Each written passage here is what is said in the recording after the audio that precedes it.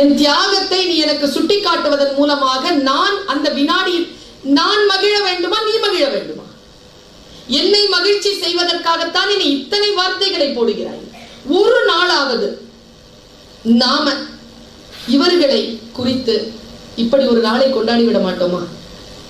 எனக்காகவே என் வாழ்க்கையில் எல்லாவற்றையும் இழந்தாயே, எல்லாவற்றையும் எனக்காகவே இழந்து விட்டு வந்தாயேன்னு ஒருத்தனை நம்ம சொல்ல முடியுமா? நம்ம வாழ்க்கை நாம் அடுத்தவர்களுக்காக பயன்பட்டு பயன்பட்டு பயன்பட்டு போகக்கூடிய சூழ்நிலையில் நான் சொல்லுகிறேன் குழந்தைகளே, பெண்களே, இந்த வருஷம் 2 தீர்மானத்தை கையில் எடுங்க. ஒன்று, பாதுகாப்பாக இருப்போம். மற்றொன்று, ஆரோக்கியமாக இருப்போம். ஆரோக்கியத்தையும் பாதுகாப்பையும் கையில் எடுக்கக்கூடிய ஒரு ஆண்டாக இதோ இந்த 2018ஆம் ஆண்டு இருக்கட்டும். நம்மை நாமே சுயமரியாதையுடன் பார்த்துக் கொள்ளுகின்ற நாளாக இன்றைய நாள் இருக்கட்டும். பல நேரங்களில் பெண் அப்படின்னாலே பாருங்களேன், ஆண் அப்படின்னா கொம்பு இருக்கு தெரியுமா?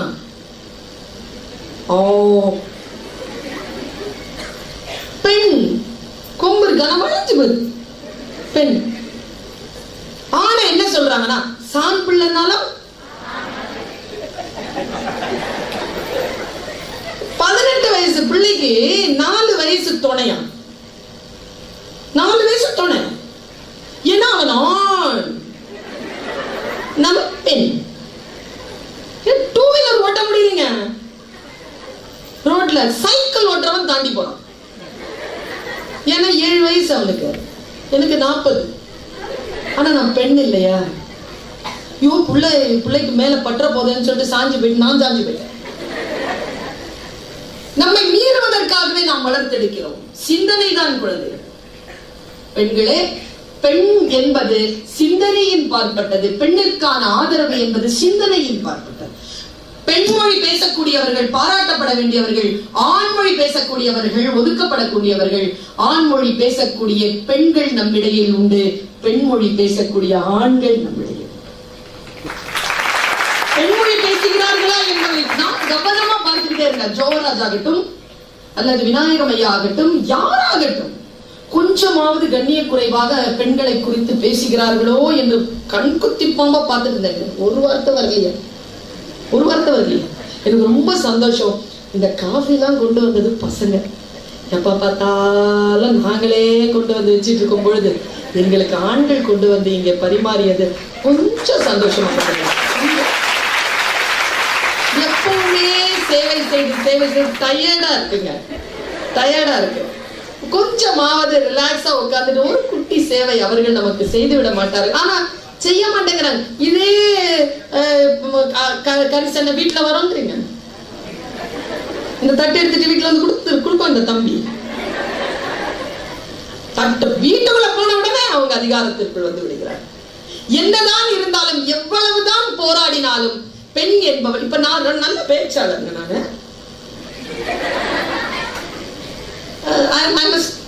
ஸ்பீக்கர், உலகமெல்லாம் வலம் வரக்கூடிய ஒரு வெற்றி பெற்ற பேச்சாளர். இருந்தாலும் பேச்சு துறையில் என்னுடைய பெயர் என்ன தெரியுமா? பெண் பேச்சாளர். நான் பெண் பேச்சாளர். அதுவே ஒரு ஆண் பேசினால் அவன் ஆண் பேச்சாளர், அவர் பேச்சாளர். நான் வந்தா அது பெண் பேச்சாளர். எவ்வளவுதான் போராடினாலும் நான் என் உடலையும் சேர்ந்து சுமக்க வேண்டியதாக இருக்கக்கூடிய அந்த பேரியர் இருக்குல்ல, அது விலகணும். அவர்கள் தன் அம்மாவை பற்றி பேசுகின்ற அந்த வினாடியில் என்னன்னு தெரியல, எனக்கு என் அம்மா ஞாபகம் வந்துட்டா. என் அம்மா திருநெல்வேலிக்காரி, 85 வயசு இருக்கும் பிள்ளைகளா. அவர் இறக்கும் பொழுது அப்பொழுது எனக்கு 25 வயது. என்னை கேட்டா, நான் அப்போதாங்க பிறந்தேன். அவளை நான் கடைசியாக சந்தித்த அந்த நாளில் நான் பிறந்தேன். அவ சருகு மாதிரி கிடங்குறாங்க. நான் போய் அவளுடைய உடலை சுத்தம் செய்வேன். உணர்வோடு தான் இருக்கிறாள். சுத்தம் செய்வேன். அம்மாமா என்ற என்ன மாதிரியே அவங்கள மாதிரியே இருப்பாங்க. நான் அப்படியே டிட்டோ. அவங்க இப்படி சாஞ்சிட்டு இருக்காங்க, நான் இப்படி நிக்கிறேன். அந்த ஒரு போட்டோ இருக்குது, பார்த்தா நான் வயதானால் அப்படித்தான் இருப்பேன், இவர் இளமையில் இப்படித்தான் இருப்பார். அப்படி இருப்போம் நாங்க 2 பேரும். என் பாட்டியினுடைய அடுத்த ஜென்மம் மாதிரியே நான் இருப்பேன். சருகாக கிடக்கிறாள் பாட்டி. போய் உடலை நான் சுத்தம் செய்றேன், டவல் பாத் கொடுக்குறேன். அந்த அந்த கிழவி அந்த டைம்ல சொன்ன வார்த்தை என்ன தெரியுமா? கதவுலாம் மூடி இருக்கா பாருங்களேன். பெண்ணுக்கு உடல் உணர்வு என்கின்ற பயிர்ப்பு இருக்குல்ல, சாகும் அந்த வினாடி வரைக்கும் போறது இல்லைங்க. எல்லாம் மூடி இருக்கா, கதவுலாம் மூடி இருக்கா? மூடி இருக்காமம்மா. தொடச்சிக்கிட்டே இருக்கேன். அப்போ இந்த தோல்ல ஒரு காயத்தை பார்த்தேங்க. ஒரு காயம், ரொம்ப சருகா இருக்கிற காயம். அதை நான் தொட்டேன். அது எல்லா உடம்ப தொடுறேன், ஒன்னும் அசைவில்லை. அதை தொட்ட உடனே எங்க அம்மா கண்ணை முழிச்சு இப்படி இப்படி என்ன அம்மா இவ்வளவு ஆழமான ஒரு காயம் இருக்கு? அதுவா? அது ஒண்ணும் இல்லை, அது ஒண்ணும் இல்லை. அம்மா இது எப்போ வந்துச்சுன்னு சொல்லி ரொம்ப பள்ளம் விழுந்திருக்கேன். என்னது இது? நான் பார்த்ததே இல்லையே உங்ககிட்ட. இது என்னது இதுன்னு கேட்டேன். அப்போ எங்க அம்மா சொல்லிச்சு, உங்க தாத்தா இருக்கார்ல, அவரோட எனக்கு கல்யாணம் பண்ணும்போது எனக்கு 9 வயசு. எங்க அம்மாவுக்கு 9 வயசுல கல்யாணம் ஆயிருக்கு. 13 வயசுல அவங்க பூ பெய்திய பிறகு அவங்க வீட்டுக்கு கூட்டிட்டு போயிருக்காங்க. அன்றைக்கு சாயந்தரம் அவங்கள கூட்டிட்டு போகும்பொழுது அந்த பூவெல்லாம் போடுவாங்க முஸ்லீம்கள். பூவெல்லாம் போட்டு கூட்டிட்டு போகும்பொழுது பூ நிக்கல பிள்ளைகளுடைய உடம்புல. போட்டு போட்டு பார்த்துருக்காங்க, இல்லாம இருந்தா பின்னடிச்சிருக்காங்க பாருங்க. ஒரு பொம்பளை வந்து உள்ள சேர்த்து அடிச்சிருச்சு, சதையோட சேர்த்து அடிச்சிருச்சு. அம்மா ஒண்ணுமே சொல்லலையா, அப்படியே உட்காந்துருக்காங்க. நேரா எங்களுடைய அப்பா அம்மா அங்க போறாங்க. அம்மா அப்பா வந்து அங்க இருக்கிற அவர் வந்து அந்த ராத்திரி 7-8 மணிக்கு அந்த ரத்தத்தை பார்த்து, அந்த பூக்கு மேல ரத்தம் அப்படியே கசிஞ்சிட்டே இருந்த பார்த்துட்டு சத்தம் போட்டு வெளில ஓடி இருக்காரு. எல்லாரும் வந்திருக்காங்க. அதனால வந்த காயம் அப்படின்னு சொன்னாங்க அம்மா.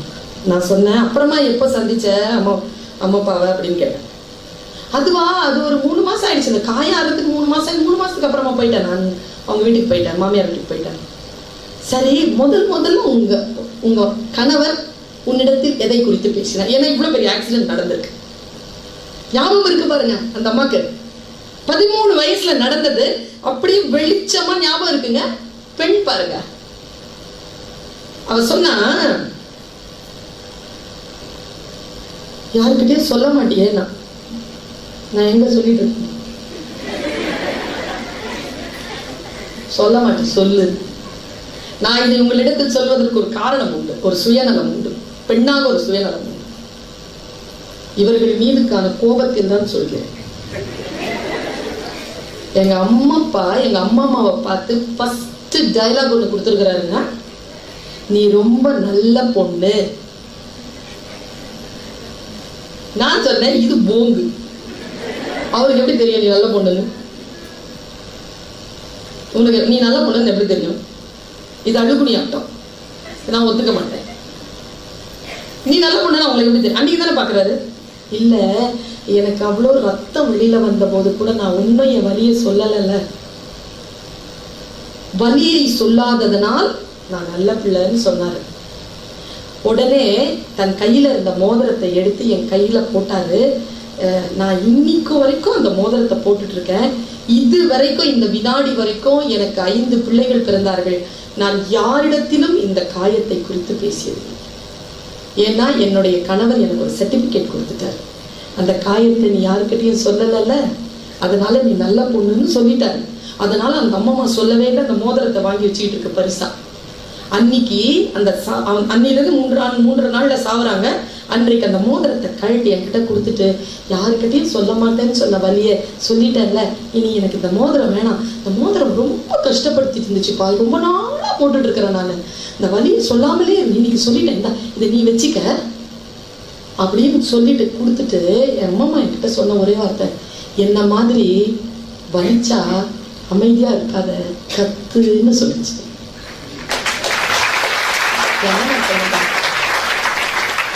வலிச்சா அமைதியா இருக்காத, கத்து, சொல்லு, வலிக்குதுன்னு சொல்லு.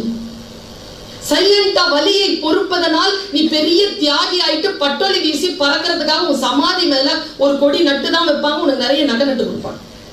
ஆனால் அதற்காக வலியை சொல்லாமல் இருக்காதே என்று சொன்னால் என் தாய். நான் கையில வச்சிருக்கீங்க என் நகை பெட்டியில அந்த நகை இருக்கு. இன்றும் என் அம்மம்மாவினுடைய அந்த வலியை, இந்த குழந்தை பருவத்தில் அவள் அடைந்த வலியை, அது சொல்லாததனால் கிடைத்த பரிசு பொருளாக தவித்துக் கொண்டிருக்கக்கூடிய அந்த மோதிரம் சத்தமும் கூச்சதுமாக என் நகை பெட்டிக்குள் நான் பூட்டி வைத்தேன். வலிச்சா கத்துங்க, சொல்லுங்க. உங்களுக்கான சிக்கல்களை சொல்ல தெரிந்து கொள்கின்ற பெண்கள் தான் வாழ்க்கையில் ஜெயிக்கிறார்கள். குழந்தைகள் அடுத்தவர்களுடைய பாராட்டுக்காகவே சரிந்து போகக்கூடியவர்கள் நாம இருக்கிறோம். கம்ஃபர்ட் ஜோன்ல இருக்கணும். இந்த வயசுல உங்களை ஒரு விஷயத்துல விடுதலை செய்கிறேன். இந்த வயசுல யாரும் என்னிடத்தில் இப்படி பேசியது கிடையாது. உங்களுக்கு நான் ஒரு வலியில் இருந்து உங்களை விடுதலை செய்கிறேன். பெண் என்பது ஒரு அற்புதமான மகிழ்ச்சிக்குரிய ஒரு விஷயமானால் அது வலியாகவே பன்னெடும் காலமாக இருக்கிறது என்றால் அந்த வலியில் இருந்து நாங்கள் எப்படி விடுதலை பெறுவது? வலியில் இருந்து விடுதலை பெறுவது என்பது என்ன? தைரியமாக இருங்க, ஆரோக்கியமாக இருங்க. அழகாக இருக்க வேண்டும் என்ற அவசியம் கிடையாது, நேர்மையாக இருங்க. யாவனாவது உங்களை பார்த்து ஏய் நீ ரொம்ப அழகா இருக்க அப்படின்னு சொன்னான்னு வச்சுக்கோங்களேன், அப்படின்னு போவார். நிதானி ஏன் நம்ம சொல்றான், என்ன பிரச்சனை? உன் பாதம் பெற்ற இடத்தில் நான் சாதம் போட்டு சாப்பிடுவேன் அப்படின்னு கவிதை எழுதலான்னு வச்சுக்கோயேன். சொந்தமா அலுமினிய தட்டு கூட வாங்க துப்பு இல்ல உனக்குலாம் எதுக்குடா கவிதைன்னு மனசுல நினைச்சுக்கோ. சேர்க்காத. Don't decide. இந்த வயசு இருக்குல்ல, இந்த பெரிய வயசை விட்டுடுங்க. சின்ன குழந்தைகள் இருக்கிறீங்கல்ல, இது இல்ல வாழ்க்கை. நீங்கள் துணையை முடிவு செய்யும் வயது. முனியனோ சனியனோ எவனோ இன்னும் வந்து சேர போகுது. அது நம்மளை விட்டு எங்கேயோ போவார். கண்டிப்பா நம்ம தலையில வந்து விழும். அது வரைக்கும் கொஞ்சம் வெயிட் பண்ணி ஜாலியா இருந்துட்டு போங்க. சும்மா அதெல்லாம் சிக்கிக்கொள்ளாது. உங்களுடைய வாழ்க்கையில் நீங்கள் சாதிக்கக்கூடிய வயதாக, ஆரோக்கியமாக விழிப்புணர்வு அடையக்கூடிய ஒரு சூழ்நிலையாக இந்த வயதை பயன்படுத்திக் கொள்ளுங்கள். உங்களை பார்க்கின்ற பொழுது நான் ரொம்ப சந்தோஷிக்கிறேன். ஏன் தெரியுமா? இன்றைய நாள் என்ன நாள் தெரியுமா? உழைக்கும் மகளிர் தினம் தான் இன்னைக்கு. அப்படி ஒரு கேட்டகரி இல்லைங்கிறது வேற. இப்ப அவங்க அம்மா இருக்காங்க, அவங்க ஒண்ணு சம்பாதிக்கீங்க. அவங்க என்ன சம்பாதிக்கிறாங்க? அவங்க ஆனா அவங்க உழைக்கலையா? அவங்க உழைக்கலையா? அவங்களுக்கு மாச சம்பளம் இருக்குது. உனக்கு இருக்குது மாச சம்பளம், அந்த அம்மாவுக்கு மாச சம்பளம் கிடையாது. போட்டா தாங்குமா? அவங்களுக்கு சம்பளம் போட முடியுமா விநாயகம் சாரால? இந்த பிள்ளைக்கு போட்டுற முடியுமா சம்பளம்? இவரு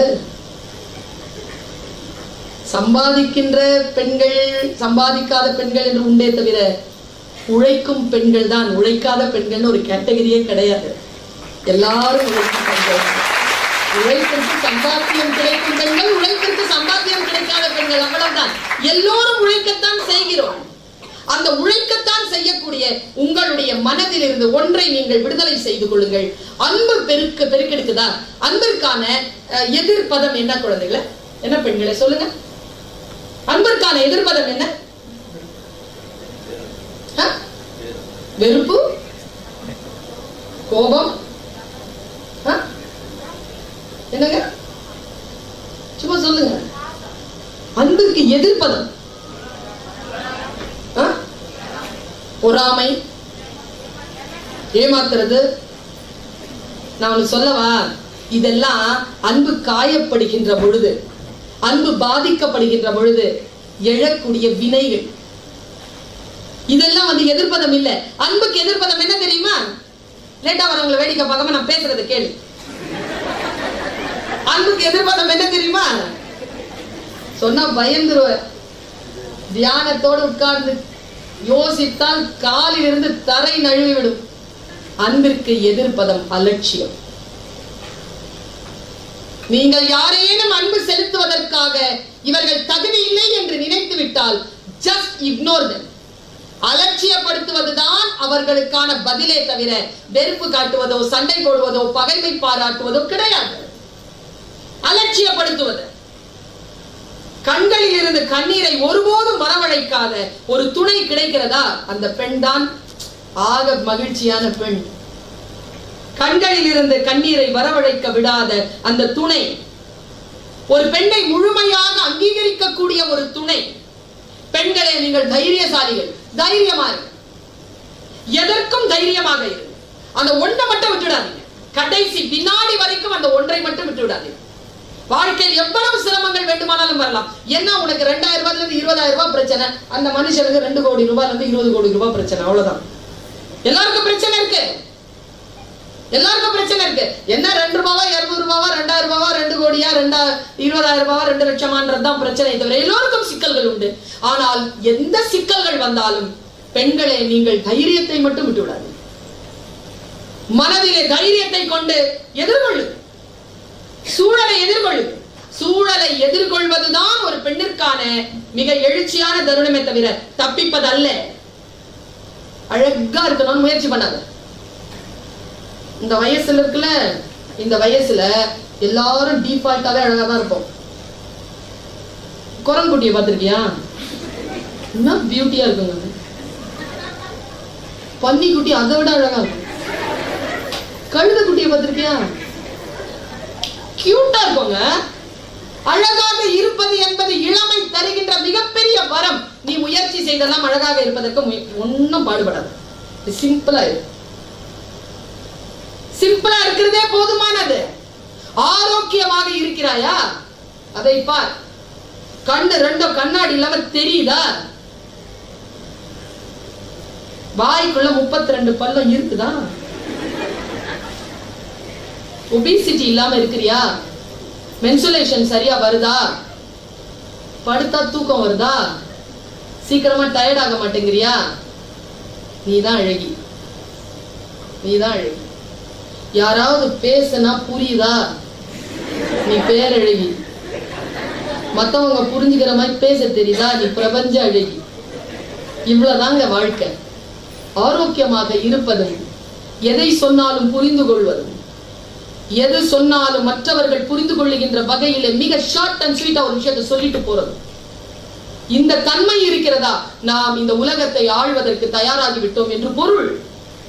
பல நேரங்களில் எனக்கு நான் சில விஷயங்களை கற்றுக்கொள்கிறேன். நீங்கள் இதோ காலையில 7:30 மணிக்கு வரீங்க, சாயந்தரம் 7:30 மணிக்கு வீட்டுக்கு போறீங்க அல்லது ரூமுக்கு போறீங்க. என்ன கற்றுக்கொள்கிறீர்கள்? நான் சொல்லவா? டெய்லி ஒரு கிளைண்ட், ஒரு 20 கிளைண்ட சந்திப்பீங்களா? ஒருத்தர். ஒவ்வொருத்தரையும் நீங்க ரொம்ப அழகா ஒரு சப்ஜெக்டா எடுத்தீங்கன்னு வச்சுக்கோங்களேன், உங்க துறையில நீங்க எவ்வளவு வளரலாம் தெரியுமா?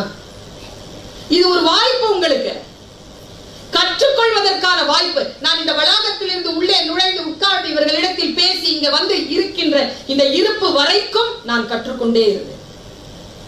எது நிகழ்ந்து கொண்டிருக்கிறது, யார் வந்து கொண்டிருக்கிறார்கள், என்ன பேசிக் கொண்டிருக்கிறார்கள், அவர் பேசிய பேச்சிற்கான பின்புலம் என்ன, ஏன் இப்படி பேசுகிறார், இவருக்கான உள்நிலையில் என்ன அன்பு இருக்கிறது, எதை வியாபாரமாக நினைக்கிறார், இது என்ன பள்ளிக்கூட வளாகம், இது எப்பொழுது வந்தது, இதனுடைய எல்லாம் ஓடிட்டு இருந்த அலர்ட்னஸ். பல பெண்கள் அலர்ட்டாவே இல்லை. அதுதான் நம்முடைய மிகப்பெரிய சரிவிற்கான காரணம். ஒரு நாள் இப்ப மதுரையில நான் பேசுறேன், ஒரு 10 நாளைக்கு முன்னால. நம்ம உள்ளங்கோட நான் பகிர்ந்துக்கிறேன் உங்ககிட்ட. எந்த ஒரு விஷயத்தையும் ஷார்ப்பா கத்துக்கோ. ஒரு கிளைண்ட் வராங்களா, அதை எடு இதை எடுன்னு சொல்றான். இப்போ அதெல்லாம் இல்ல, எல்லாமே டிஸ்பிளேல வச்சுட்டீங்க. Self service. ஆனாலும் சில பேர் நிப்பீங்க, சில பேர் அங்க நிப்பீங்க. அது விற்பனையில இவங்க எல்லாம் டிஸ்பிளேல வச்சது காரணம் என்ன தெரியுமா? அதெல்லாம் நமக்கு ஒரு விதத்துல டிஃபீட் தான். நமக்கு ஒரு விதத்துல அது பின்னடைவு தான். இந்த மாதிரி எல்ஐசியை விற்க சொல்லுங்களேன் பாப்போம். பாலிசிய ஏஜென்சி இல்லாம முடியாது. என்ன தெரியுமா உருவாக்குங்க. உங்களுடைய இந்த வளாகம் இருக்குல்ல, அந்த நிறுவனம் இருக்குல்ல, அதுக்குள்ள நீங்க போனீங்கன்னா, நான் இல்லைன்னா சேல்ஸ் டவுனா இருக்கும். நான் உள்ள வந்தா சில நிர்வாகத்துக்கு சொல்ற மாதிரி உங்களுடைய என்ட்ரி இருக்கணும் உள்ள. அந்த என்ட்ரியை நீங்க கொண்டு வரீங்களா? பெண்களால் நிச்சயமாக இதை செய்துவிட முடியும். ஏனென்றால் கான்சென்ட்ரேஷன் அவ்வளவு அதிகம். நமக்கு அதிகம் கான்சென்ட்ரேஷன். நான் ஒரு நாள் படிக்கிறேங்க, படிச்சுட்டு இருக்கிறேன். மீட்டிங்க்கு போறதுக்கு லேட் ஆச்சு. லேட் ஆகிக்கிட்டே இருக்கு. 7 மணிக்கு போகணும், 7:30 ஆகுது, 7:45 ஆகுது, வரல.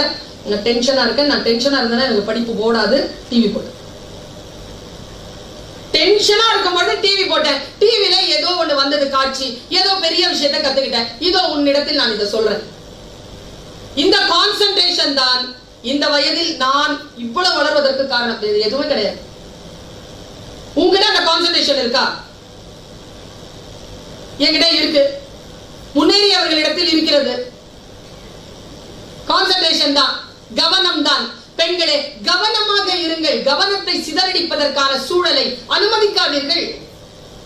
பாருங்க, உட்கார்ந்துட்டு இருக்க ஒரு இந்த மத சேனல், மத கருத்துக்கள் வரக்கூடிய சேனல் ஒண்ணு போட்டு, சரி நல்ல வார்த்தைகளை தான் கேட்கலாம் அப்படின்னு ஒரு அனிமேஷன் வந்ததுங்க. புதுசா ஒரு விஷயம் கத்துக்கிட்டேங்க. முடிஞ்சா உனக்கு நான் சொல்றேன், முடிஞ்சா கத்துக்கோ. நீ கத்துக்கிட்டேன்னு வச்சுக்கேன், இன்னிலிருந்து ஒரு 3 வருஷத்துல நான் வந்து பார்த்தேன்னா ஒருவேளை நீ வந்து இந்த முன்னணியில் உட்கார்ந்து இருக்கலாம், இல்லைன்னா இதே மாதிரி ஒரு கம்பெனியை இங்க தொடங்கி இருக்கலாம். அடுத்த கட்டத்திற்கு உன்னை நீ வளர்த்து கொள்ள முடியும். விஷயங்கள் புரிந்து கொள்வதுதான். வாழ்க்கையின் உயரத்திற்கு போவதற்கான எல்லைகளை தொடுவது, எது அவமானம் எது மானம் என்பது புரிந்து கொள்வது, எது தைரியம் எது மன தைரியத்தை குறைக்கக்கூடிய விஷயங்கள் என்பதனை தியானித்துக் கொள்வது. பாரு, நான் அந்த டிவியை பாக்குறேன். இது இவ்வளவுதாங்க கதை. ஒரு சின்ன பையன், ஒரு 8 வயசு பையன் விளையாடிட்டே இருக்கான். அவங்க அப்பா சொல்றாரு, போய் ஆடு மேய்ச்சிட்டு வா அப்படின்னு. ஆடு மேய்க்கிறதுக்கு அவன் உள்ள ஓடும் பொழுது கையில இருந்து ஒரு மியூசிக் இன்ஸ்ட்ருமெண்ட்டை எடுத்துட்டு ஓடுறான். அவன் பேர் தாவீது. அவன் போய் வியாழ் மீட்டிக்கிட்டே உட்கார்ந்து இருக்கிறான். ஆடுகள் எல்லாம் வந்து மேய்து, சாயந்தரம் ஆனா ஆடுகளை ஓட்டிட்டு வரான். இவன் யாழ் வாசிப்பதை அந்த மன்னன் கேட்டானாம்.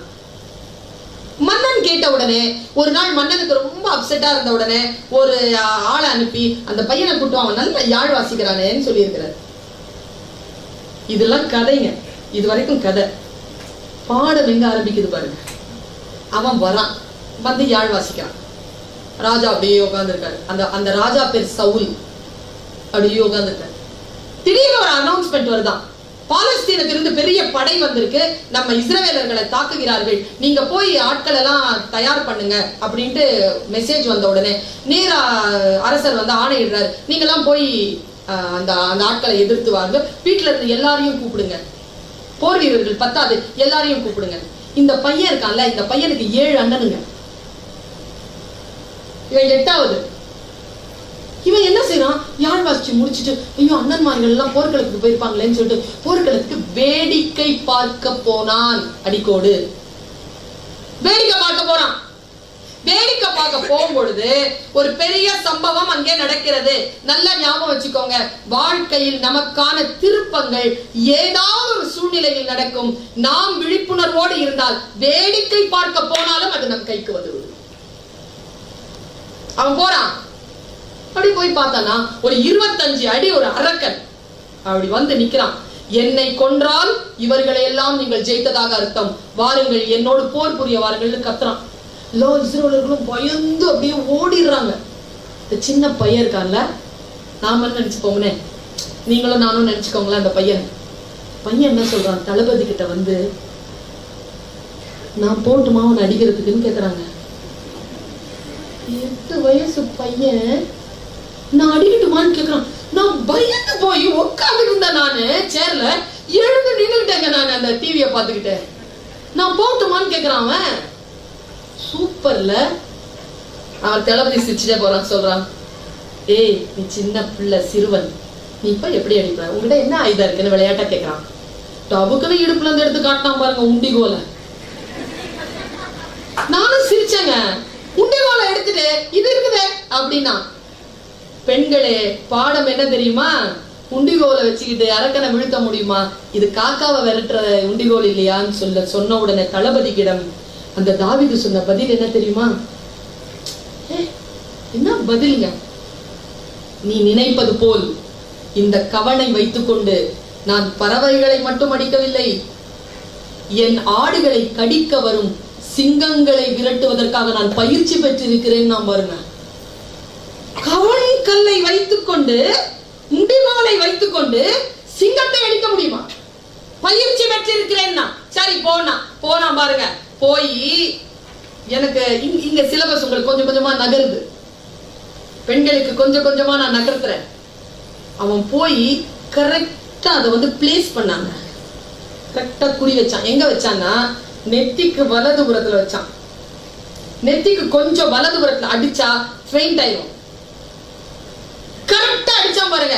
சிங்கங்களை மயக்குவதற்காக அவன் அடிக்கிற அந்த பிளேஸ கரெக்டா அந்த அரக்கனிடத்தில் வைத்தான். அரக்கன் கீழே சாய்ந்தான்.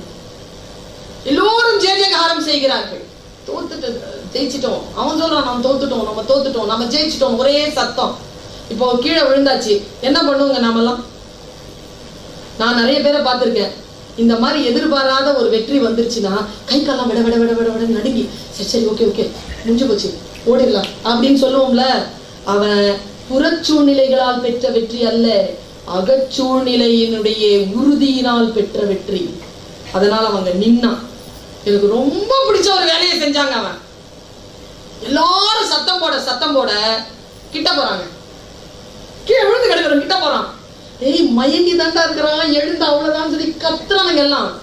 கிட்ட போயிட்டு இது ஏன் கல்லு அவன் நெத்தியில இருக்குது. கல்லை எடுத்து பத்திரப்படுத்திக்கிட்டாங்க. அடிச்ச ஆயுதத்தை எடுத்து பத்திரப்படுத்திக்கிட்டான். பத்திரப்படுத்தினா அவன் மயக்கம் தெளிகிறான். மயக்கம் தெளிஞ்சு அவன் எந்திரிக்கிறத பார்த்த உடனே அவன் கழுத்து மேல போய் உட்காந்துட்டான். திரும்பி உட்காந்துட்டாங்க. அப்படி நடந்து வந்து அவன் இடுப்புல இருக்கக்கூடிய கத்தியை எடுத்தான். யார் இடுப்புல இருக்கிற கத்தி? அரக்கன் இடுப்புல இருக்கக்கூடிய கத்தியை எடுத்துட்டு அப்படியே ஒரு ரவுண்ட் அப் ஒண்ணு அடிச்சு யூட்டன் ஒண்ணு அடிச்சு அப்படி தலை வெட்டிட்டாங்க. அவன்தான் இந்த உலகத்தில் மிகப்பெரிய மன்னனான தாவீது மன்னன் என்கின்ற பெயரை பெற்றான். அவன்தான் இந்த உலகத்தில் மிகப்பெரிய மன்னனான தாவீது மன்னன் என்கின்ற பெயரை பெற்றான் என்று வரலாறு சொல்லுகிறது. ஒரு ஆடு மேய்க்கக்கூடிய சிறுவனால் உலகை ஆளக்கூடிய மன்னனாக வருவதற்கான மன பயிற்சி என்பது தைரியம் மட்டும்தான். நாம் அந்த தைரியத்துடன் இருக்கிறோமா? எவ்வளவு நடுங்குகிறோம். ஒரு நாள் என்னுடைய பெற்றோர்களும் என் கூட பிறந்த சகோதரர்களும் இருப்பது போல் ஒரு நுட்பமான விஷயத்தை உங்களுக்கு நான் சொல்லுகிறேன். என் கடமை என்று நினைக்கக்கூடிய காரணத்தினால் ஒரு தாயாக நினைத்து நான் சொல்லுகிறேன். இந்த நான் பேச வரதான பிள்ளைகளை உங்களுக்கு தெரியும். இதுக்கு முன்னால் நான் எப்போ புறப்பட்டேன், எவ்வளவு தூரம் பயணம் பண்ணி வந்திருக்கேன், என் வீட்டில் என் கடமைகள், இன்னைக்கு நான் என்ன சமைச்சேன், என்ன சாப்பிட்டேன், என் பயணம் எவ்வளவு வலியானது தெரியுமா? ஒரு பெண்ணாக சாதாரணமானதல்ல ஒரு பயணம் என்பது. வந்து பேசுறதுங்கிறது சென்னையில இருந்து கோயம்புத்தூருக்கு அப்படியே வந்துட முடியாது. காலையில காலேஜ் அட்டன் பண்ணிட்டு காலேஜ்ல 1 hour பர்மிஷன் மட்டுமே போட்டுட்டு நேரா கிளம்பி வர வேலைகளுடன் வேலைகள் செய்து கொண்டிருக்கிறேன். ஓய்வு கிடையாது எனக்கு. இந்த ஓய்வு கிடையாது என்கின்ற நிலையிலே நான் உனக்கு சொல்லுகிறேன். இந்த ட்ரெயின்ல ஒரு வாட்டி டிராவல் பண்ணிட்டே இருந்தேங்க. நம்மள வயது வித்தியாசமே இல்லாமல் எல்லோரும் சிரமப்படுத்துவார்கள் பெண் என்ற காரணத்துக்காக. நானும் அதற்கு விதிவிலக்கல்ல. சிரமங்கள் வருது. நான் 2 டயர் ஏசி சைட் பர்த்ல படுத்துட்டு இருக்கேன். அந்த 4 பர்த் இருக்கோங்க. இந்த பக்கம் சைட் பர்த். அந்த இடத்துல அந்த கோச்ல யாருமே இல்லை, வேற நான் மட்டும்தான் இருக்கிறேன். ஒரு ஆண் வந்தாங்க. அவன் சரியா இல்லை. அவன் நட உட பாவனை எல்லாம் எதுவும் சரியா இல்லை. ஒரு மாதிரி பிஹேவ் பண்றான். ஆனா கிட்ட வரல. பக்கத்துல ஆட்கள் இருக்காங்க, இந்த பக்கத்துக்கு அந்த பக்கத்துல ஆட்கள் இருக்காங்க. 3 பெட்டிக்கு ஆள் இல்ல. நான் மட்டும் இருக்கிறேன், அவன் மட்டும் இருக்கிறான். அவன் என்ன தெரியுமா அங்க செஞ்சான்? ஒன்னும் செய்யலைங்க. அவன் படுத்துக்கிட்டான் கீழே பர்த்ல. படுத்துட்டு அதுக்கு வேற 2 டயருக்கு இது இருக்கும் கர்டன். என்னுடைய பர்த்துக்கு முன்னால கர்டன் இல்லை. அன்னைக்கு கர்டன்லாம் படுத்துட்டு என்ன பார்த்துட்டு இருக்காங்க. வேற எதுவும் சரி எப்படி பார்த்துட்டு இருக்கான். நான் டைம் ஆயிடுச்சுங்க. அசையல பார்த்துக்கிட்டே இருக்க. எனக்கு பயங்கரமா டிஸ்டர்ப் ஆகுது. நான் என்ன பண்ண, உடனே படுக்கை இழுக்க போட்டுட்டு படுத்துட்டேன். திருப்பி படுத்துட்டேன். ஆனா உணர்வு அப்படி இருக்கு. எவ்வளவு நேரம் அப்படியே படுத்துருக்கிறது? 3 மணி நேரம். இந்த பக்கம் திரும்பி படுத்தா அப்படியே பார்த்துட்டு இருக்கான். மறுபடியும் டிஸ்டர்ப், தூக்கமே இல்லைங்க. அப்புறமா எழுந்தான், அப்படியே நடந்தான், போனான் பாத்ரூமுக்கு, மறுபடியும் வந்தான், மறுபடியும் உட்காந்தான், பொசிஷன் மாத்தி உட்காந்து மறுபடியும் பார்க்கறான். எனக்கு தூக்கமே இல்லைங்க அன்னைக்கு நைட் எல்லாம். ஆனா அவன் கிட்ட வரல. கிட்ட வந்தான் அவன் செத்தான். அவன் கிட்ட வரல. ஆனா நான் ரொம்ப அலர்ட்டாவா படுத்திருக்கிறேன். கிட்ட வரல. இதுல காலையில் ஆச்சுங்க. என் வீட்டுக்கு போயிட்டு தூங்கி எழுதிட்டு போறேன். எங்க வீட்டுல சொன்னாரு, என்ன தூங்கலையா ராத்திரிலாம் அப்படின்னு.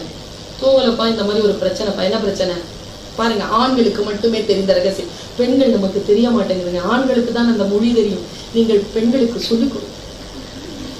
ரொம்ப சொல்லி விட்டா உஷாராயிருவாங்களோன்னு நினைக்காதீங்க, சொல்லிக் கொடுங்க. அவர் சொன்னாரு, அவனுக்கு என்ன கிடைக்கணுமோ அது கிடைச்சிருச்சு, அவன் ஜெயிச்சுட்டான் அப்படின்னாரு. என்னப்பா அப்படி சொல்றீங்க, என்னை ஏப்பா இவ்வளவு இன்சல்ட் பண்றீங்கன்னு கேட்கிறேன் நான். இல்லம்மா, அவன் நோக்கம் உன்னை டிஸ்டர்ப் பண்றதுதான், உன்னை தொடர்றது இல்லை. நீ அவனால டிஸ்டர்ப் ஆயிட்டால, அது அவனுக்கு போதும். அவன் ஜெயிச்சுட்டா, நீ தோத்துட்ட. நீ என்ன பண்ணிருக்கணும், நிம்மதியா படுத்து தூங்கி இருக்கணும். நீ தான் கிட்ட வந்தா அடிக்க தயாரா வந்தல, கிட்ட வந்தா அப்புறம் அடிச்சுக்கலாம். அந்த வாழ்க்கைய வீணாக்குன நீ, அந்த நைட்டெல்லாம் ஏன் வீணா போன? அப்படி வீணா போறதுதான் அவனுக்கு நோக்கமே. அவன் நோக்கம் ஈடேறியது. நீ அலட்சியப்படுத்தி இருந்தால் அவன் தோற்று இருப்பான். அவன் தூங்காமல் துடித்துக் கொண்டு இருந்திருப்பான். நீ நல்லா நிம்மதியா தூங்கி இருந்திருப்ப. வாழ்க்கையில் மற்றவர்கள் எதிர்க்கின்ற பொழுது அல்லது நமக்கு துன்பம் தருகின்ற பொழுது அதற்கான ஆயுதங்கள் எது என்று நமக்கு தெரியவில்லை. குழந்தை, பெண்களுக்கான ஆயுதங்கள் எது என்று சகோதரர்களை சொல்லிக் கொடுங்கள். ஆடையை முழுமையாக அணிந்து கொள்வதுதான் சுதந்திரம் என்பதனை சொல்லிக் கொடுங்கள். ஆடையை குறைத்து அணிந்து கொள்வது என்பது அடிமைத்தனம் என்பதனை சொல்லிக் கொடுங்கள். உடல் என்பது ஒரு பெண்ணுக்கு ஆயுதம் என்பதனை சொல்லிக் கொடுங்கள். இது சுயமரியாதையான விஷயம் என்பதனை சொல்லிக் கொடுங்கள். ஒரு பெண்ணிற்கு கேலி செய்வது பிடிக்காது என்பதை பெண்களை ஆண்களுக்கு சொல்லிக் கொடுங்கள். நமக்கு பிடிக்காது தெரியுமா? கேலி செய்தால் பிடிக்குமா? பிடிக்காதுங்க. மனைவியை மட்டும் கேலி செய்து விடாதீர்கள். ஏன் தெரியுமா? சின்ன வயசுல கேலி பண்ணிடுவாங்க. ஒருத்தர் கேலி பண்ணாரு பாருங்க, ஒரு கேலி. தன்னுடைய கொழுந்தியா இருக்காருல்ல, கொழுந்தியா இருக்காங்கல்ல, வைஃபனுடைய தங்கச்சி, அவங்க மாமியார் இறந்து போனாங்க. இந்த மாப்பிள்ளையால முடிஞ்சது, சாவுக்கு போக முடியல. மனைவியை மட்டும் அமுச்சு வச்சுட்டாரு. 10ஆம் நாளுக்கு போய் அவரு அவங்களுக்கு அந்த தன் கொழுந்தியா கிட்ட பேசுறாராமா. கிண்டலு கொழுந்தியாட்ட. இங்க பாருங்க, நான் உங்க மாமியாருடைய சாவுக்கு வரலங்கிறதுனால நீங்க என் மாமியார் சாவுக்கு வராம இருந்துடாதீங்க. எப்படி இருக்குது? அவரு சொல்லும் பொழுது அவருக்கு 35 வயசுங்க. இன்னைக்கு அவருக்கு 70 வயசுங்க. அந்த அம்மா இப்ப வரைக்கும் வச்சு செய்யுது. சிக்கனார். சின்ன வயசுல தெரியாது கேலி கிண்டல்லாம். 60 வயசு ஆனதுக்கு அப்புறம் அது ஒன்னொன்னா கோத்து வச்சிருக்கோம்னா ஒன்னொன்னா எடுத்து விடும். அப்புறமா நீங்க தவிக்க வேண்டியதுதான். சிறிய வயதிலேயே பெண்களை மிகவும் கண்ணியத்துடன் நடத்துதல் மிக நுட்பமான ஒரு விஷயத்தை உங்களுக்கு நான் சொல்லுகிறேன். இப்பதான் இதை பற்றி சிந்தித்து வந்தேன். எனக்கு ஒரு வாட்ஸ்அப்ல ஒரு செய்தி வந்தது. இது எத்தனை பேருக்கு தெரியும் தெரியாது என்றது எனக்கு தெரியாது. நிர்வாகத்தில் இருக்கக்கூடிய பெண்கள், மூத்த பெண்கள், அவர்களுக்கு மூத்ததாக இருக்கக்கூடியவர்கள், அவர்களை வழிநடத்தக்கூடியவர்கள் புரிந்து கொள்ளக்கூடிய விஷயம் என்பதற்காக நான் சொல்லுகிறேன். தமிழகத்தில் தற்கொலை செய்து கொள்கின்ற பெண்களினுடைய விகிதாச்சாரம் கூடிக்கொண்டிருப்பதற்கான காரணம் என்ன என்று ஆய்வு கொண்டிருக்கிறார்கள். ஸ்ட்ரெஸ்னு சொல்றாங்க. ஆண்களும் செத்து போகிறார்கள், அவர்களும் சூசைட் பண்ணிக்கிறார்கள். ஆனால் பெண்களுடைய விகிதாச்சாரம் அதிகமா இருக்கு. தீயிட்டு தற்கொலை செய்து கொள்கிறார். ஒரு போஸ்ட்மார்ட்டம் பண்ற ஒரு டாக்டர் சொல்றாரு, அந்த போஸ்ட்மார்ட்டம் பண்ணும் பொழுது 99.8 பெண்களுக்கு, 100 பேர் செத்துருக்காங்கன்னா போஸ்ட்மார்ட்டம் பண்ணும்போது 99.8 பேருக்கு கர்ப்பப்பையில் சினை முட்டைகள் இருக்கின்றன. அப்படின்னா மாதவிடாய் வருவதற்கு 2-3 நாட்களுக்கு முன்னால் இந்த தற்கொலை நடக்கிறது. இப்படி ஒரு ஆய்வு சொல்லப்பட்டது. ஆக மாதவிடாய் வருவதற்கு, மென்சுரேஷன் பீரியட் வர்றதுக்கு 3-4 டேஸ் இருக்குதா? உங்களுக்கு அந்த டேட்ஸ் தெரியுதா? உங்களுக்கு ஸ்ட்ரெஸ்ஃபுல்லா அன்னைக்கு நீங்க ஃபீல் பண்றதுக்கு ஆரம்பிக்கின்ற பொழுது அந்த நாட்களை சுய உணர்வோடு நோட் பண்ணி வச்சுக்கோங்க. தியானத்தில் இருங்கள், நல்ல மியூசிக் கேளுங்க, அன்றைக்கு 2-3 வேளை குளியுங்கள், உடற்பயிற்சி செய்யுங்கள், நல்ல இசையை கேளுங்கள், நல்ல தியானத்தையும் வழிபாட்டையும் முன்னெடுங்கள். இந்த கெக்க பெக்கன்னு சிரிக்கிற சேனல் இருக்குல்ல, அது ஒட்டு மொத்தமா உட்கார்ந்து பாருங்க. ஸ்ட்ரெஸ் பஸ்டர் பண்ணிக்கோங்க. அந்த 3 டேஸ் உங்களுக்கு அதாவது மாதவிடாய் ஆரம்பிக்கிற 3 டேஸ் கிடையாது, மாதவிடாய்க்கு முன்னால் இருக்கக்கூடிய 3 நாட்களில் நீங்கள் கவனமாக இருங்கள். யாருங்க இதெல்லாம் சொல்லித்தரா? நமக்கு சொல்லி தருவதற்கே ஆள் இல்லையே. யோசித்து பார்த்தால் நமக்கான விடியல்கள் நம் கையில் தான் இருக்கிறது. ஆனா என்ன, நாம் எழுந்து நிற்க வேண்டும். நம் சுயமரியாதை இல்லாத விஷயங்கள் எங்கே நடந்தாலும், அது எனக்கு நடந்தாலும் சரி, அம்மாவுக்கு நடந்தாலும் சரி, இந்த தங்கச்சிக்கு நடந்தாலும் சரி, யாருக்கு நடந்தாலும் அது பெண்ணுக்கு நடந்தது, உனக்கு நடந்தாலும் அது பெண்ணுக்கு நடந்தது. பெண்ணுக்கு எதிராக இருக்கக்கூடிய விஷயங்களை நீ நிச்சயமாக மறுப்பதற்காகவும் எதிர்ப்பதற்காகவும் எதிர்கொள்வதற்காகவும் நீ தயாராக இருக்க வேண்டும். ஒன்னும் இல்லைங்க, இந்த மார்ச் 8 நாள் இல்ல, அதுக்கு முன்னால ஒரு 20 வருஷம் பெரிய போராட்டம் ஒண்ணு நடந்தது. பஞ்சாலையில நடந்த போராட்டம் தான். ஆணுக்கும் பெண்ணுக்கும் சரிசமமாக கூலி வேண்டும் என்பதற்காக பெண்கள் உள்ளிருப்பு போராட்டம் நடத்தி பல பெண்கள் செத்து போனார்கள் அமெரிக்காவில். அதற்கான ஒரு நாள் தான். ஆணுக்கும் பெண்ணுக்குமான கூலி சமமாக வழங்கப்பட வேண்டும் என்று நாம் பேசுகிறோம் என்றால், அது சமமாக வழங்கப்படுகின்ற பொழுது இந்த நாள் பொருள் பொதிந்த நாளாக வருகிறது. ஆணுக்கும் பெண்ணுக்கும் சமமான கூலி வழங்கப்படுறதா? இது ஆம்பளை சமம் பொம்பளை சமம் இன்னைக்கும் சொல்றோமா இல்லையா? என்னமா என்னதான் இருந்தாலும் பொம்பளை சமம் தானே சொல்றாங்களா இல்லையா? பெண்ணிற்கான உடல் உழைப்பு மிக முக்கியம். நான் ஒண்ணு சொல்றேங்க, ஆண் உயிர் பெண் மெய். எப்படி புரிஞ்சுக்கிறீங்கன்னு தெரியல. ஆண் உயிர்ங்க, அவன் தனித்தும் இயங்குவான், உடலோடு சேர்ந்தும் இயங்குவான். ஆனால் பெண் என்கின்ற உடல் இருக்குல்ல, உயிரோடு சேர்ந்துதான் இயங்கும். அவன் மெய். கணவனுக்கு உடலை தருபவள், குழந்தைக்கு அவன் உடலை தருபவள். கணவனுக்கு தன் உடலை தருபவள், குழந்தைக்கு அவன் உடலை தருபவள். உடலாகவே இருப்பவள் பெண்.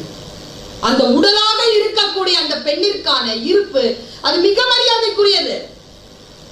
ஆம்பளையும் பொம்பளையும் சரிநிகர் சமம் இல்லையா? பெண் உயர்வு தான்.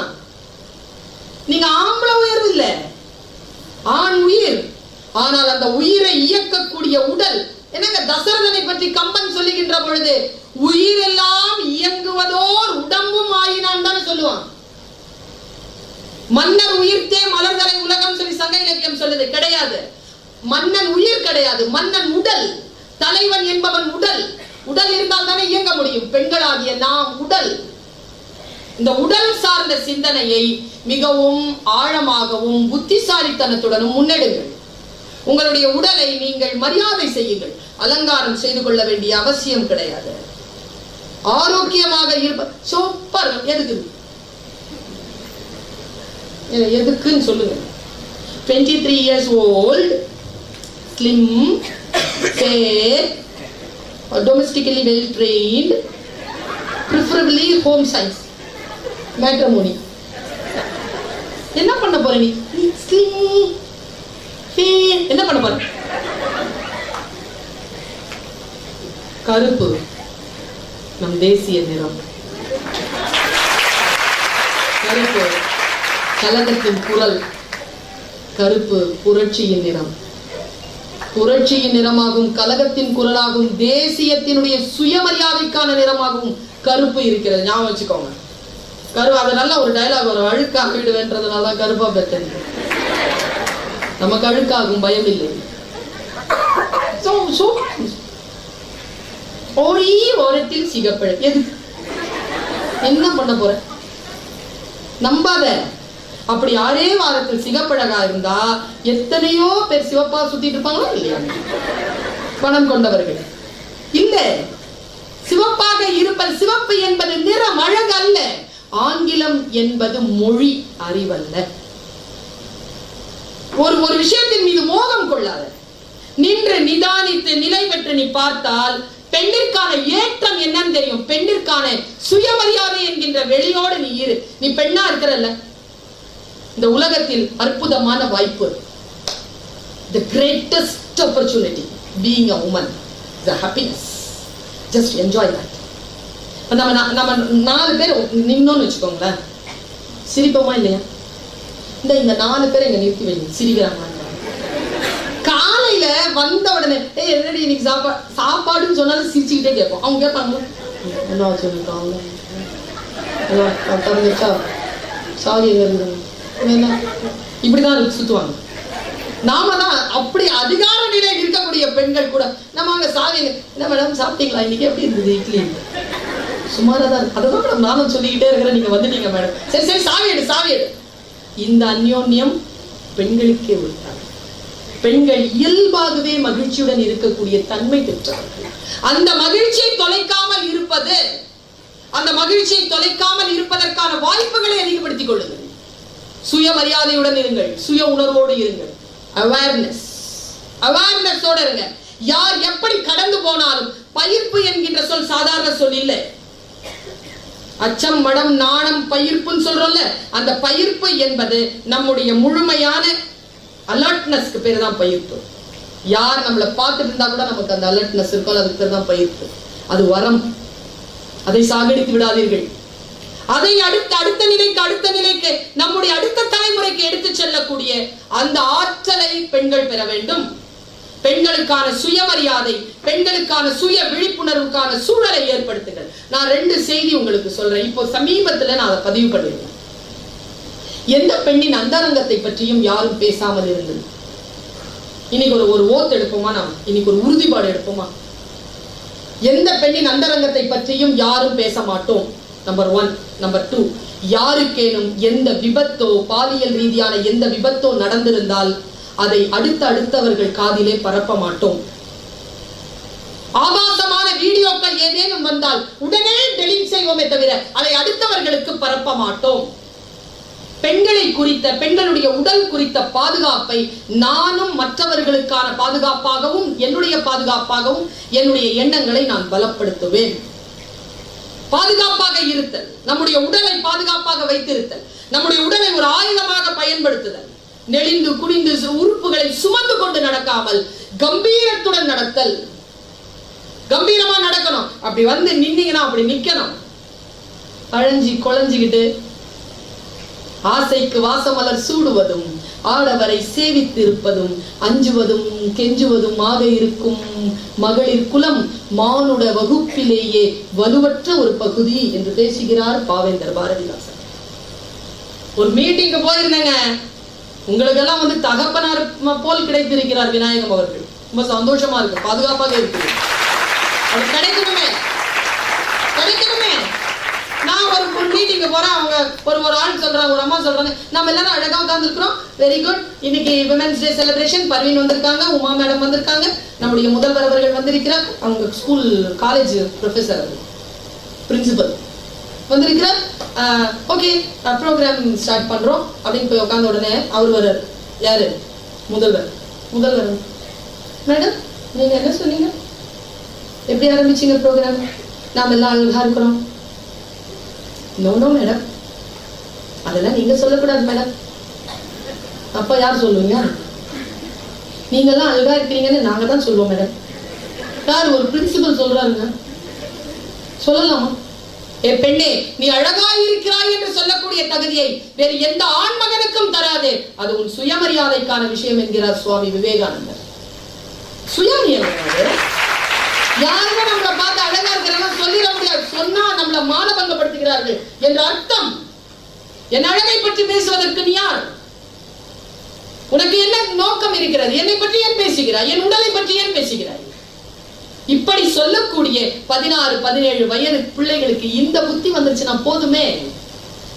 யாரும் நம்ம எதுவும் செய்ய மாட்டார்களே. நாம் யாருக்கும் எப்படியும் அடிபணிய மாட்டோமே. நான் ஒரு 2 செய்தியை சொல்லிட்டு நான் விடைபெறுகிறேன். 2 மிக முக்கியமான செய்திகள் பாருங்க. கல்கத்தா காளி பத்தி கேள்விப்பட்டிருக்கீங்களா? ஐயா பிள்ளைகளை தெரியுமா உங்களுக்கு? கல்கத்தா காளி பத்தி தெரியாதா? நான் போயிருந்தேன் ஒரு நாள் கல்கத்தாவுக்கு. போனா வெள்ளிக்கிழமை அன்னைக்கு ப்ரோக்ராம் முடிச்சுட்டு நான் சொன்னேன், நான் தக்ஷிணேஸ்வரம் போனோங்க, நான் வந்து ராமகிருஷ்ண பரமஹம்சருடைய காளிகாட் போனோன்னு. என்னத்துக்கு இருந்தாங்க? இல்ல எனக்கு விவேகானந்தரை பிடிக்கும், எனக்கு ராமகிருஷ்ணர் அதனால பிடிக்கும். ராமகிருஷ்ணர் ஏதோ அந்த கோயில் எல்லாம் உட்காந்துட்டு பூஜை எல்லாம் பண்ணுவாரு, அதை நான் பார்க்கணும் அப்படின்னு. சரின்னு போனாரு. அது வேறு, தக்ஷிணேஸ்வரம் வேறு, காளிகாட் வேறுன்னு சொன்னாங்க. சரி, தக்ஷிணேஸ்வரம் போயிட்டு காளிகாட் போயிட்டு பார்த்துட்டு வேடிக்கை பார்க்கலாம். ஆனா படிக்கிறோம்ல, படிக்கிறத வேடிக்கை பார்க்கறது அவ்வளவு ஆசை. நீங்க பார்க்க முடியாதுங்க இந்த காட்சிய. அப்படி உட்கார்ந்துட்டு இருக்கிறாங்க, நின்றுட்டு இருக்காங்க. சுத்தி சுத்தி சுத்தி புடவை இவ்வளவு பெருசுங்க. மூக்கல அந்த பெரிய நத்துன்னு சொல்லுவாங்கல்ல, அது போட்டுருக்காங்கம்மா. நாக்கு வயிற்றுல தொங்குது. நல்ல மாலை எல்லாம் போட்டு இப்படி கையை அப்படி வச்சிருக்காங்க. இந்த கையில நிறைய வளையல்கள் சமர்ப்பணம் பண்ணியிருக்காங்க. கொஞ்ச நேரம் பார்த்துட்டே இருக்கு. திக்குன்னு மனசுல ஒரு கேள்விங்க, இந்த கோபமா இருக்கிற இந்த லேடி கிட்ட எதை கேட்கறாங்க இவங்கெல்லாம்? கோபமா இருக்கிற அம்மாட்ட கேட்க முடியுமா? முடியாது இல்லையா? நம்ம கோபமா இருக்கிறோம், என்ன சமையல் அப்படின்னு கேட்டா என்ன ஆகும்? கோபமா இருக்க கிட்ட போக மாட்டோம் நாம. அவரு சொன்னாரு, நான் சொன்னேன் இவ்வளவு கோபமா இருக்கிற தாய் கிட்ட எப்படிங்க கேட்கறது அப்படின்னா, அந்த ஐயா சொன்னாரு, இது கோபமா இருக்கிற இடம் இல்லைங்க, கோபம் தனிஞ்ச இடம். நல்லா கிட்ட காலிய பாத்தீங்கன்னா சின்ன ஸ்லைட்டா சிரிப்பு இருக்கு. எப்படி இந்த சிரிப்பு வந்துச்சுன்னா, கோபம் அடங்கின இடமா அது. கோபம் அடங்கினா நாக்கு வெள்ள தள்ளிடுமா? யோகால நாக்கு வெள்ள தள்ளின இடமா அது. என்னத்துக்குங்கன்னு சொன்னா, கீழே பாருங்க அந்த அம்மா யாரையோ மிதிச்சிட்டு இருக்கு, அது கோபம் போயிருச்சுங்க. அது மிதிச்ச உடனே கோபம் போயிருச்சு.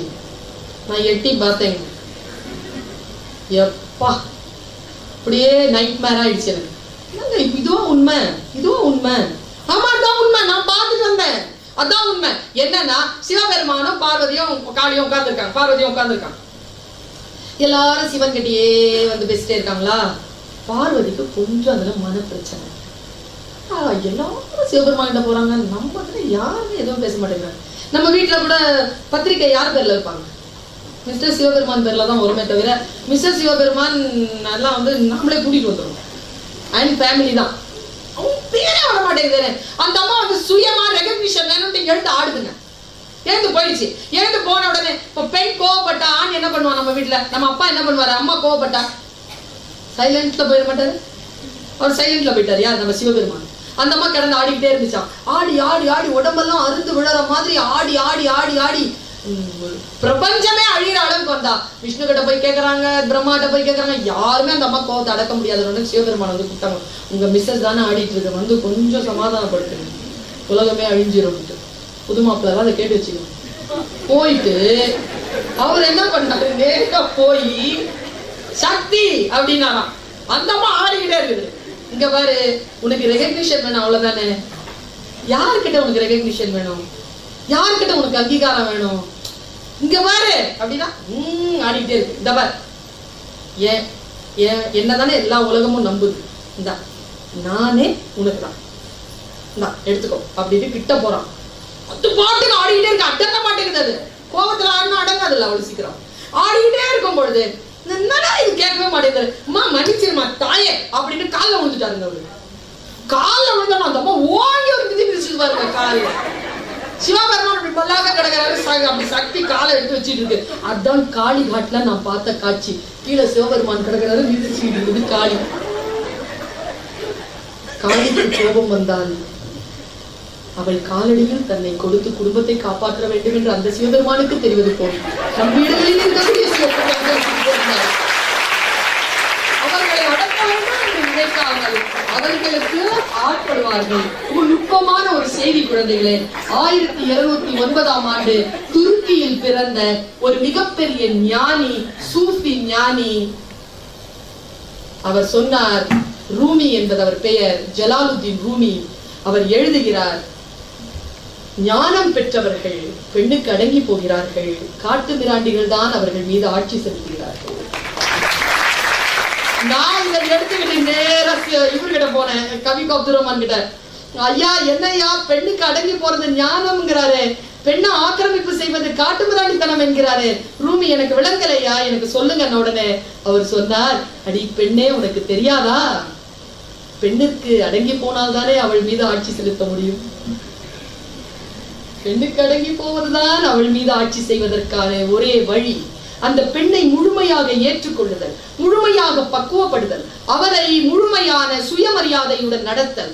இன்னொரு விஷயம் என்னன்னா, நம்மை சுயமரியாதையாக நடத்தக்கூடிய வாய்ப்புகளை நாம் தவற விடாமல் பிடித்துக் கொள்ளுதல். பல நேரங்களில் நாம் என்ன செய்கிறோம், நமக்கான ஆசீர்வாதங்களை நாம் தள்ளி வைத்து விடுகிறோம். நமக்கான சிறிய சிறிய புத்தி இனத்தினால் நமக்கான மிகப்பெரிய வெளிகளை, ஆகாசத்திற்கு மேலாம் போய் அடையக்கூடிய ஞானத்தை நாம் விட்டு விடுகிறோம். பாரதி இதுதான் சொல்லுகிறான், பெண்ணிற்குள் ஞானத்தை வைத்தான் புவி பேணி வளர்த்திடும் ஈசன், மண்ணிற்குள் சில மூடர் நல் மாதர் அறிவை கெடுத்தார் என்று பேசுகிறார். இந்த பூமியில் நம்முடைய மானத்தை, நம்முடைய அறிவை, நம்முடைய ஞானத்தை கெடுக்காத சூழ்நிலையில் நாம் எழுந்து நிற்க வேண்டும். உங்களுக்கு நான் எனக்கு சில விஷயங்களால் சில பாத்திரங்கள் பிடிக்கும். நீங்க எந்த ஒரு பாத்திரத்தையும் சொல்லுங்க. இன்னைக்கு ஏதாவது இலக்கிய பெண் பாத்திரம் சொல்லுங்க. நீங்க ஏதாவது புராண இலக்கியங்களில் வருகின்ற பெண்கள். கண்ணகி,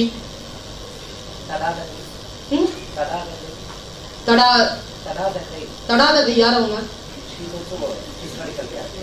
யார் எந்த கான்டெக்ட்ல வராங்க அவங்க? தாடகையா தடாகை? தடாதகை மீனாட்சியா? மீனாட்சி எனக்கு தெரியல. அவங்க நீங்க சொல்ற ரொம்ப ஜெனரலா சொல்லுங்க. குட்டி. ஓகே. எனக்கு தெரிஞ்சு இந்த நளாயினி, தமயந்தி, மண்டோதரி, சீத்தை, பாஞ்சாலி தெரிஞ்ச ஆட்களா சொல்லலாம்ல. எவ்வளவு பயப்படுவாங்க. மாஸ்டரா வர இருக்குங்க. அன்னைக்கு நான் தெரியல நமக்கு டீச்சர்ல நான் அதனால பிள்ளைகளை எச்சுறுத்தேன். இப்ப எல்லாம் கேரக்டர் வச்சு பாருங்களேன். எல்லாம் கஷ்டப்பட்ட பொம்பளைங்க. யாரோ சாவித்ரி பாங்க எல்லாம். எனக்கு இந்த 2-3 மாசம் முன்னாடி கார் எடுக்கிறாங்க.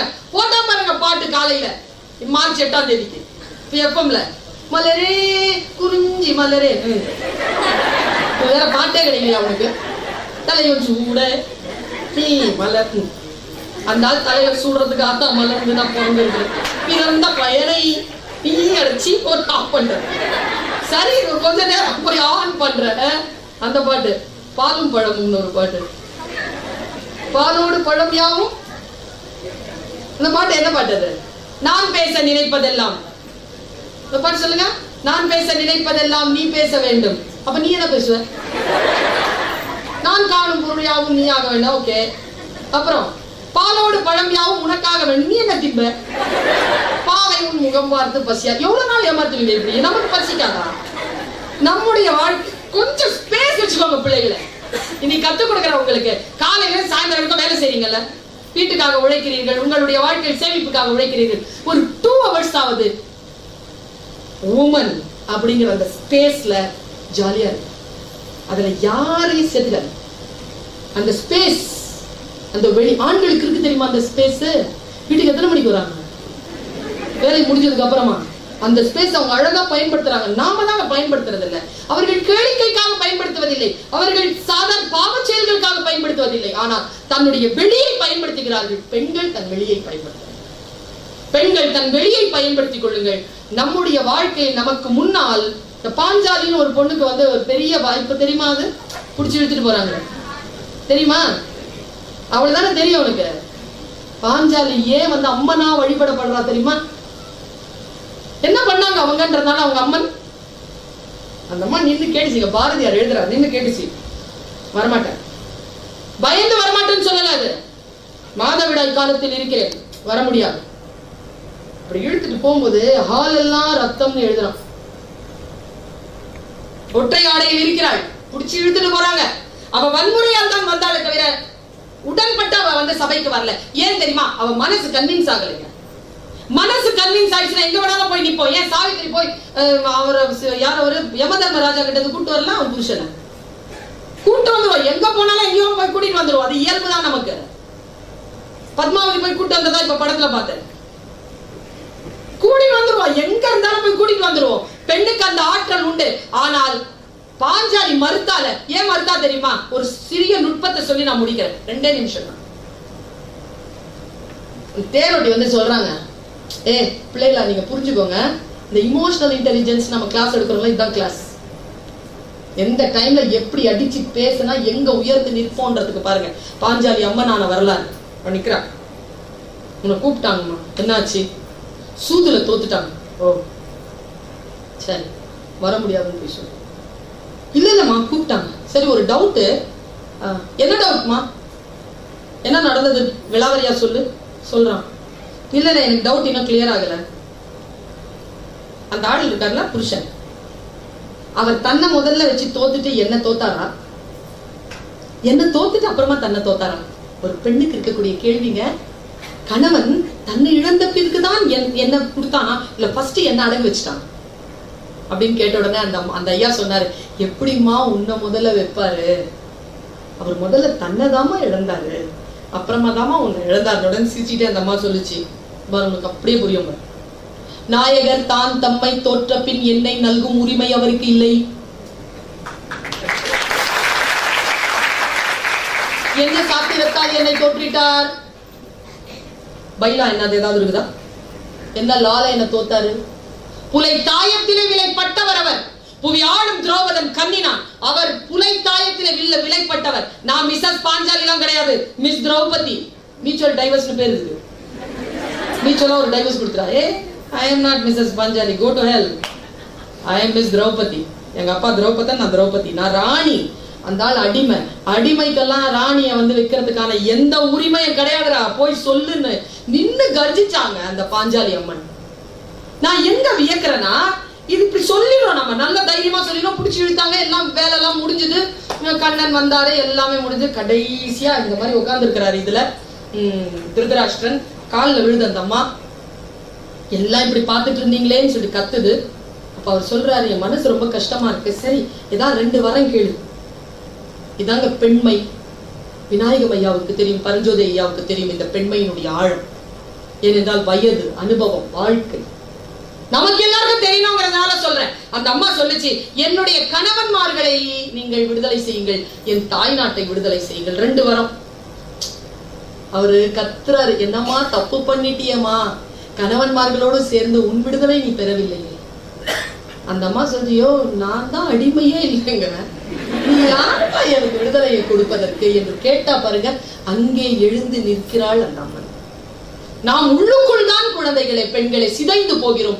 இந்த சிதைவுகள் இல்லாமல் சுயமரியாதையோடு எழுந்து நிற்கின்ற பொழுது நமக்கு தவறாக நடக்கக்கூடிய விஷயங்கள் நம் கண் பாரானா போய் விழும், எங்கேயோ போய் நாம் சிக்கிக்கொள்ள மாட்டோம். இந்த விழிப்புணர்வோடு, இந்த சுயமரியாதையோடு நீங்கள் அடுத்த